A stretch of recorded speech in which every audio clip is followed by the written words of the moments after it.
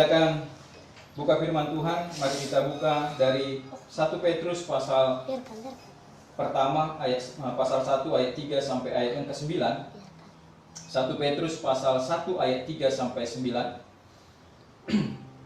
Saya akan bacakan untuk kita 1 Petrus pasal 1 ayat 3 sampai ayat yang ke-9.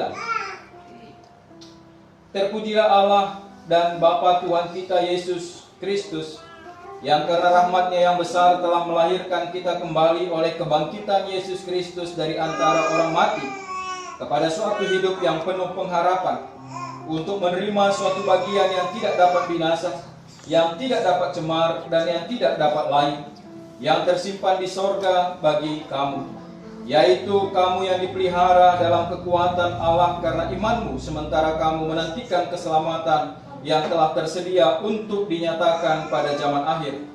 Bergembiralah akan hal itu, sekalipun sekarang ini kamu seketika harus berduka cita oleh berbagai-bagai pencobaan. Maksud semuanya itu ialah untuk membuktikan kemurnian imanmu, yang jauh lebih tinggi nilainya daripada emas yang fana, yang diuji kemurniannya dengan api, sehingga kamu memperoleh puji-pujian dan kemuliaan dan kehormatan pada hari Yesus Kristus menyatakan dirinya. Sekalipun kamu belum pernah melihat Dia, namun kamu mengasihinya, kamu percaya kepada Dia. Sekalipun kamu sekarang tidak melihatnya, kamu bergembira karena sukacita yang mulia dan yang tidak terkatakan, karena kamu telah mencapai tujuan imanmu, yaitu keselamatan jiwamu. Puji nama Tuhan. Berbahagialah kita yang suka membaca merenungkan firman Tuhan, terlebih kita yang melakukannya dalam kehidupan kita sehari-hari. Saudara yang dikasihi oleh Tuhan, ini mungkin minggu keempat kita beribadah di rumah, tetapi kita tetap merasakan kasih Tuhan dan kuasa Tuhan dalam kehidupan kita. Kita bersyukur, dan saya juga bersyukur karena saya tidak mendengar ada saudara, keluarga kita dari Jemaat Tuhan khususnya GKI Medan, bahkan secara sinodal, yang sakit, bahkan yang mengalami musibah atau bencana, semua karena berkat pemeliharaan Tuhan.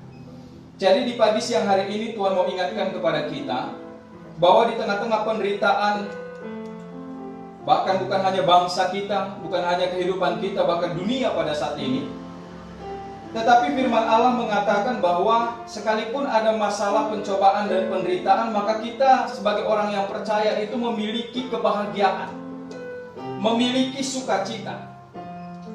Jadi tujuan iman orang percaya itu sebenarnya adalah sukacita, damai, dan sejahtera. Walaupun di tengah-tengah situasi keadaan yang luar biasa menderitanya, tetapi Allah selalu mengatakan kepada setiap orang yang mengikut Dia, maka di balik penderitaan itu ada sukacita, ada kuasa.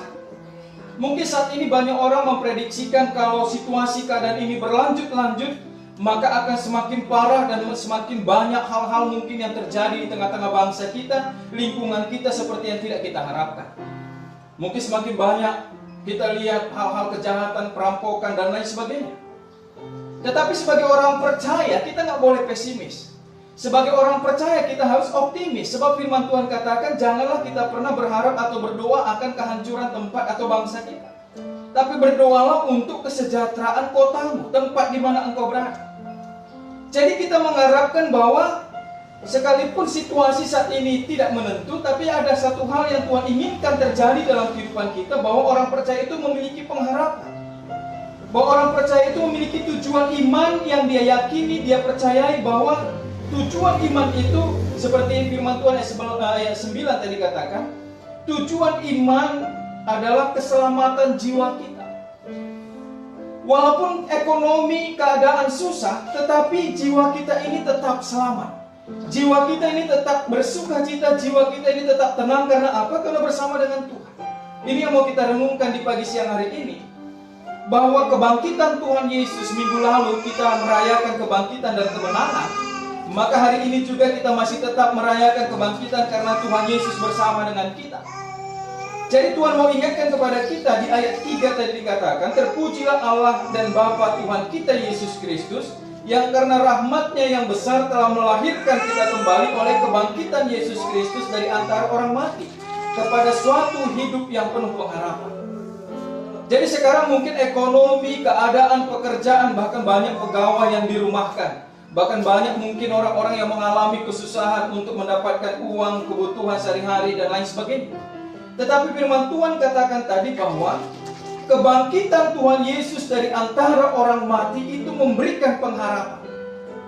Bukan hanya memberikan pengharapan, tapi dikatakan di sini tadi kepada suatu hidup yang penuh pengharapan. Jadi orang yang percaya kepada Tuhan Yesus itu adalah orang yang penuh pengharapan. Karena apa? Karena kebangkitan Tuhan Yesus dari antara orang mati. Jadi Tuhan Yesus bangkit, maka penuhlah pengharapan kita. Surat 1 Petrus atau 1-2 Petrus dituliskan oleh Rasul Petrus. Kenapa Petrus memiliki satu keyakinan yang luar biasa dalam kehidupannya? Karena ketika Tuhan Yesus ditangkap, sebelum ditangkap, maka Petrus memiliki semangat yang luar biasa. Maka dia katakan, aku mau mati untuk mengikut. Bahkan nanti aku yang ada di depan. Bahkan ketika Tuhan Yesus ditangkap di Taman Getsemani pun, maka dia memotong telinga salah satu prajurit itu.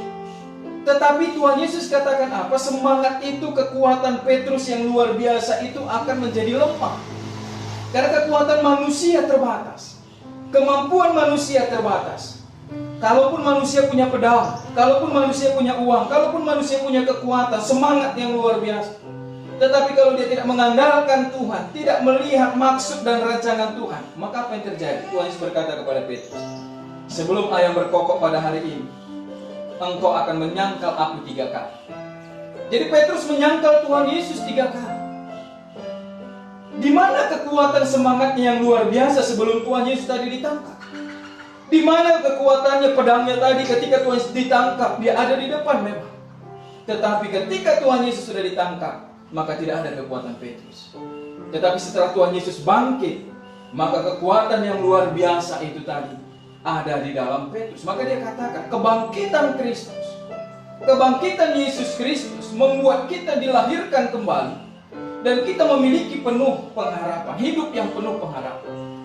Jadi saudara dikasih oleh Tuhan, di tengah-tengah situasi keadaan seperti ini, tujuan iman kita adalah Tuhan mau supaya kita memiliki hidup yang penuh dengan pengharapan. Jadi bagaimana supaya kita memiliki hidup yang penuh dengan pengharapan? Mari kita lihat yang pertama, ayat yang keempat. Untuk menerima satu bagian yang tidak dapat binasa, yang tidak dapat cemar, dan yang tidak dapat layu, yang tersimpan di sorga bagi kamu, yaitu kamu yang dipelihara dalam kekuatan Allah karena imanmu, sementara kamu menantikan keselamatan yang telah tersedia untuk dinyatakan pada zaman akhir. Yang pertama, supaya kita memiliki hidup yang penuh pengharapan, ayat 4 dikatakan di sana, engkau menerima satu bagian yang tidak binasa, yang tidak dapat cemar, yang tidak dapat layu, yang tersimpan di sorga bagi setiap orang yang percaya. Jadi saudara dikasih oleh Tuhan, walaupun situasi keadaan seperti saat ini, kita mungkin kekurangan ekonomi, kita mungkin kekurangan kesehatan dan lain sebagainya, bahkan ancaman virus COVID-19 dan lain sebagainya, mungkin selalu kita ditakuti dengan berita. Kita ke media sosial yang dibahas COVID-19, virus corona. Kita lihat televisi, virus corona. Kita baca surat kabar pun dari depan sampai akhir virus corona. Orang ke kedai kopi yang dibahas itu tentang virus corona. Kita ngumpul di tengah-tengah keluarga yang dibahas juga tentang virus corona. Semua mencoba untuk, bahkan ketakutan-ketakutan itu mencoba mencengkram semua orang. Maka Tuhan mau berkata kepada kita hari ini, jangan takut, karena setiap orang yang percaya kepada kebangkitan Kristus itu memiliki hidup yang penuh harapan. Kenapa? Karena kita punya harta di sorga yang tersimpan, yang tidak akan layu, yang tidak akan pernah lenyap. Itu yang Tuhan berikan bagi kita. Jadi kalaupun saat ini kita menderita, mari kita lihat ayat 6. Bergembiralah akan hal itu sekalipun sekarang ini kamu seketika berduka cita oleh berbagai-bagai pencobaan.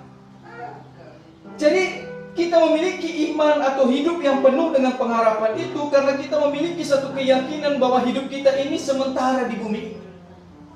Bahwa semua yang ada pada kita akan kita tinggalkan. Surga sudah Allah siapkan, di sanalah harta kita yang sesungguhnya. Jadi jangan takut, jangan khawatir, jangan cemas. Tuhan pasti akan cukupkan bagi orang yang memiliki pengharapan di dalam Kristus. Hidup kekal yang sudah Tuhan Yesus jamin, itu Tuhan berikan bagi saudara dan saya. Bagi siapa? Bagi yang percaya akan kebangkitan Tuhan Yesus dari antara orang mati. Maka Tuhan menghidupkan kita kembali. Kita yang harusnya sudah mati karena dosa-dosa kita, kita yang harusnya binasa karena perbuatan-perbuatan dosa kita, maka Ia mati di atas kayu salib untuk menanggung semua dosa-dosa kita dan memberikan hidup yang kekal bagi setiap orang yang percaya. Jadi saudara yang dikasih oleh Tuhan, walaupun banyak persoalan dan masalah dalam kehidupan kita, mari kita lihat bahwa Tuhan Yesus sudah mau mati di atas kayu salib, menyiapkan sorga untuk kita. Dia bangkit, memberikan kemenangan, memberikan sorga, memberikan harta yang tidak akan pernah layu, yang tidak akan pernah bisa diserang oleh apapun, karena Allah yang sudah menyediakan dan memberikannya bagi setiap orang yang percaya kepadanya. Ini yang pertama. Jadi kita memiliki iman yang penuh dengan pengharapan atau hidup yang penuh pengharapan. Walaupun di tengah-tengah situasi penderitaan yang luar biasa, berbagai pencobaan kita hadapi saat ini, maka Tuhan katakan jangan takut. Karena apa? Karena harta kita di sorga. Yang kedua, ayat 5, yaitu kamu yang dipelihara dalam kekuatan Allah karena imanmu. Yang kedua adalah kita harus memiliki satu keyakinan iman dalam hidup kita bahwa ada kekuatan Allah yang menjaga kita, yang memelihara kita. Tuhan katakan, apa marilah engkau yang letih lesu dan berbeban berat, datanglah kepada aku akan memberikan kelegaan, aku akan mencukupkan kebutuhan.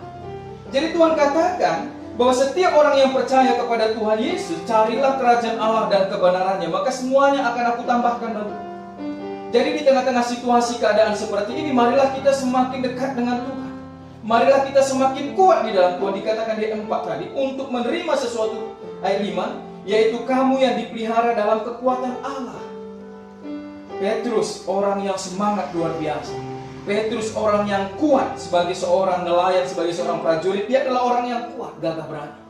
Tetapi kekuatannya itu hancur, kekuatannya itu lemah ketika menghadapi persoalan salib yang akan dipikul oleh Tuhan Yesus. Maka Petrus meyakini bahwa kekuatan Allah itulah yang sungguh-sungguh yang akan menjaga dan memelihara hidup kita. Maka di ayat 5 katakan, kita harus memiliki kekuatan Allah karena iman kita bahwa ada Tuhan Yesus bersama dengan kita. Efesus pasal 1 ayat 13-14 dikatakan di sana apa? Setiap orang yang percaya kepada Tuhan Yesus, Injil, maka dia dimateraikan dengan Roh Kudus. Dan Roh Kudus itu jaminan bagian kita selama hidup di bumi sampai nanti di sorga, bahwa kita akan menjadi orang-orang yang kuat, orang-orang yang akan tetap berdiri dengan iman. Kalau kita andalkan kekuatan kita, kita andalkan pekerjaan kita mungkin yang semakin minim, penghasilan kita mungkin yang semakin menipis, keuangan kita, ekonomi kita mungkin yang semakin seret. Tetapi firman Tuhan katakan jangan takut, karena apa? Kekuatan Allah akan memelihara hidup kita.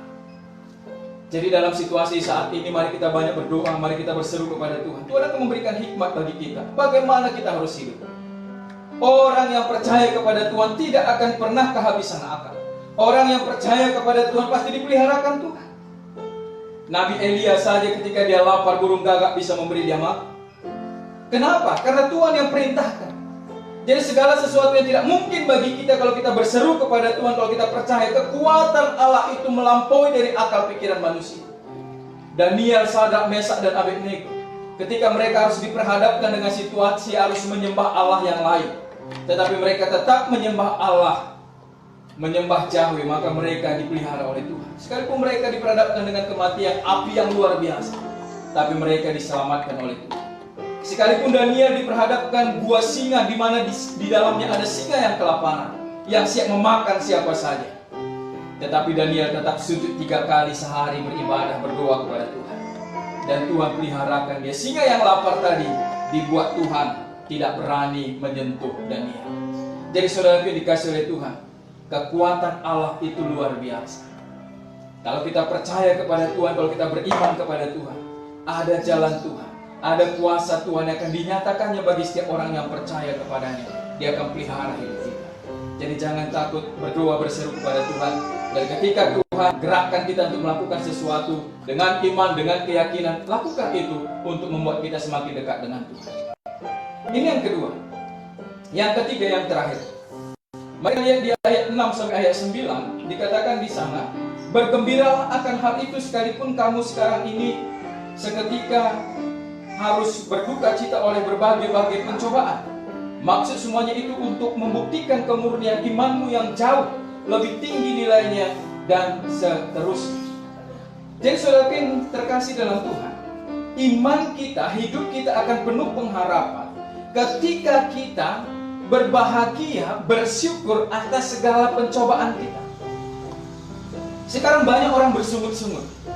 Sekarang banyak orang mencari kambing hitam, menyalahkan pemerintah, menyalahkan aparat, tanpa mau mengintrospeksi diri, tanpa mau bersyukur kepada Tuhan kalau Tuhan masih berikan kehidupan bagi kita. Boleh saja kita menuntut, boleh saja kita memberikan saran kepada pemerintah, kepada aparat dan lain sebagainya. Tetapi ada ungkapan syukur kita di tengah-tengah situasi saat ini. Maka firman Tuhan katakan di ayat 6 tadi, bergembiralah akan saat ini. Pada zaman Petrus, ketika dia melihat begitu banyak jemaat-jemaat di perantauan, maka dia mengirimkan surat ini kepada orang-orang yang ada di perantauan, supaya mereka menjadi orang-orang yang kuat di tengah-tengah situasi keadaan apapun. Kita saat ini mengalami situasi hampir sama, di mana penderitaan mungkin ekonomi dan lain sebagainya, penyakit, COVID-19 dan lain sebagainya menakutkan. Tetapi firman Tuhan katakan bergembiralah akan hal ini. Sekalipun kita saat ini mengalami hal yang sama di seluruh dunia, tapi firman Tuhan katakan bergembiralah. Kenapa? Apa maksud pandemi COVID-19 ini? Ayat 7. Mari kita lihat ayat 7. Dikatakan di sini, maksud semua yang terjadi saat ini adalah untuk membuktikan kemurnian iman. Saudara dikasih oleh Tuhan, saya tidak menghakimi siapapun. Adakah kita yang saat ini di rumah masih tetap beribadah, masih tetap bersekutu, atau kita lupa, hari Minggu pun kita nggak tahu lagi, karena kita selalu di rumah. Dari hari Senin, Selasa, Rabu, Kamis, Jumat, Sabtu, Minggu, di rumah terus. 1 bulan kita sudah hampir di rumah. Kita nggak tahu lagi hari persekutuan, kita tidak tahu lagi hari Minggu.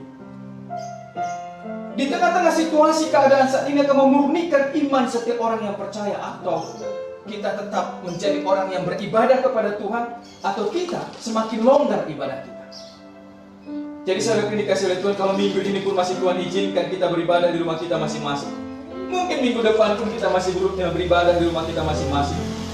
Tapi kita berdoa kepada Tuhan supaya pandemi COVID-19 ini bisa berlalu, semakin banyak yang disembuhkan dan bisa ditemukan vaksin atau obat untuk virus corona ini.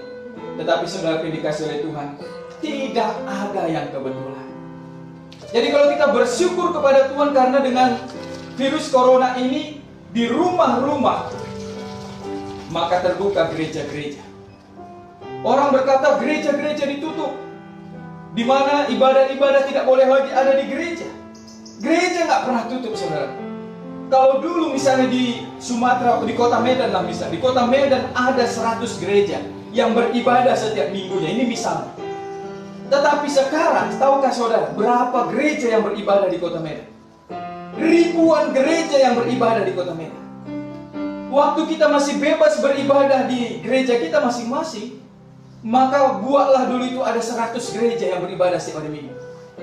Tetapi karena virus corona, sekarang yang beribadah di kota Medan itu ada ribuan gereja.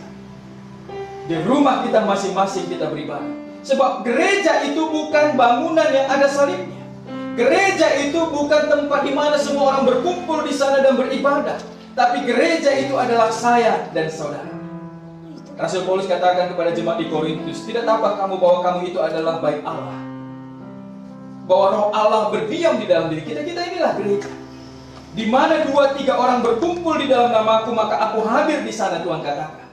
Bukan Tuhan nggak pernah bilang, kalau kau bangun nanti rumah yang besar, engkau buat di sana salibnya, engkau buat altarnya, maka aku hadir di sana. Enggak.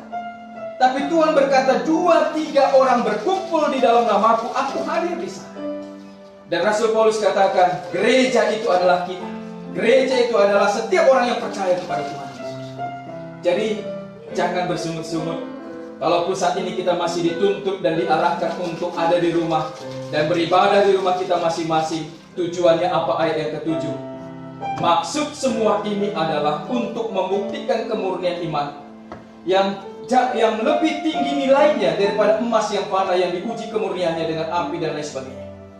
Dan Tuhan janjikan apa? Kemuliaan, kehormatan. Bahkan ayat 9 dikatakan, karena kamu telah mencapai tujuan imanmu, yaitu keselamatan jiwa.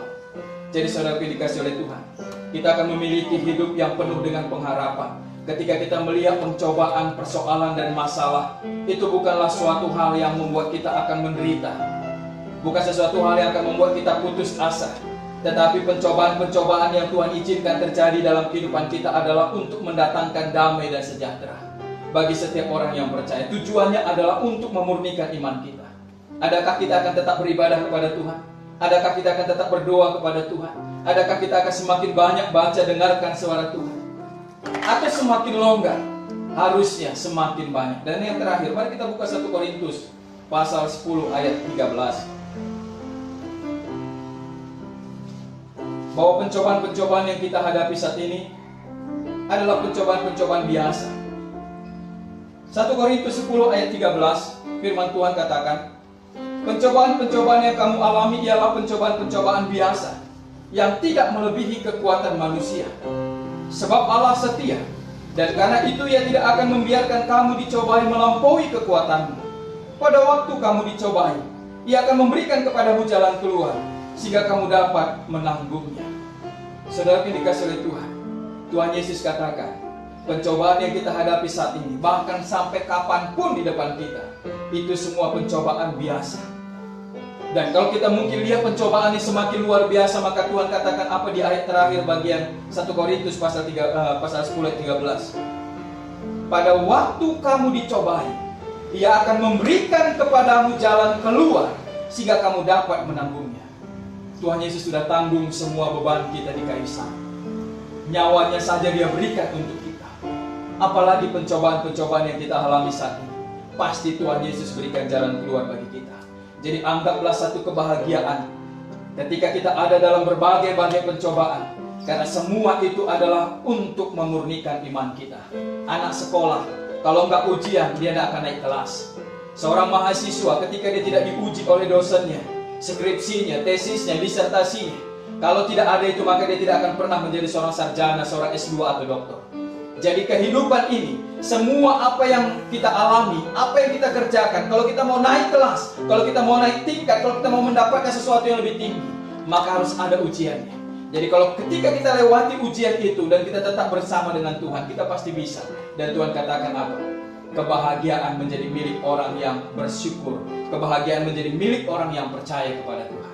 Jadi hidup ini akan penuh dengan pengharapan. Orang yang percaya kepada Tuhan akan penuh pengharapannya. Kenapa? Firman Tuhan katakan tadi, ayat yang keempat, karena ada harta yang tidak akan pernah hilang, ada sorga yang tidak akan pernah layu, yang sudah Tuhan siapkan bagi setiap orang yang percaya. Tuhan Yesus katakan dalam Injil Yohanes pasal 5 ayat 24, setiap orang yang percaya kepada Bapa yang mengutus aku dan percaya kepada aku, maka ia sudah pindah dari maut kepada hidup yang kekal. Yohanes 3 ayat 16, karena begitu besar kasih Allah akan dunia ini, sehingga Ia mengaruniakan anaknya yang tunggal, supaya setiap orang yang percaya kepadanya tidak binasa, melainkan beroleh hidup yang kekal. Jadi setiap orang yang percaya beroleh hidup yang kekal, itu sorga. Jadi apalagi yang harus kita khawatirkan kalau sorga sudah menjadi milik kita. Yang kedua dikatakan tadi, ayat yang kelima, yaitu kamu yang dipelihara dalam kekuatan Allah karena iman, sementara kamu menantikan keselamatan yang telah tersedia untuk dinyatakan pada zaman akhir. Jadi ada kekuatan Allah yang akan memelihara kita karena apa? Karena iman kita. Jadi kita harus memiliki dan mengandalkan kekuatan Allah yang luar biasa, itu melalui Roh Kudus. Bagaimana supaya kekuatan Allah itu semakin nyata dalam hidup kita? Maka semakin banyaklah kita baca firman Tuhan, semakin banyak kita berdoa, semakin banyak kita beribadah kepada Tuhan. Itu iman yang akan memelihara hidup kita. Karena ada kekuatan Allah yang akan memelihara setiap orang yang beriman kepada Tuhan. Dan yang terakhir firman Tuhan katakan, anggaplah suatu kebahagiaan, bergembiralah ketika engkau ada dalam berbagai-bagai pencobaan. Bersyukurlah kepada Tuhan, karena setiap orang yang bersyukur kepada Tuhan pasti akan beroleh kekuatan Tuhan. Amin. Mari kita berdoa.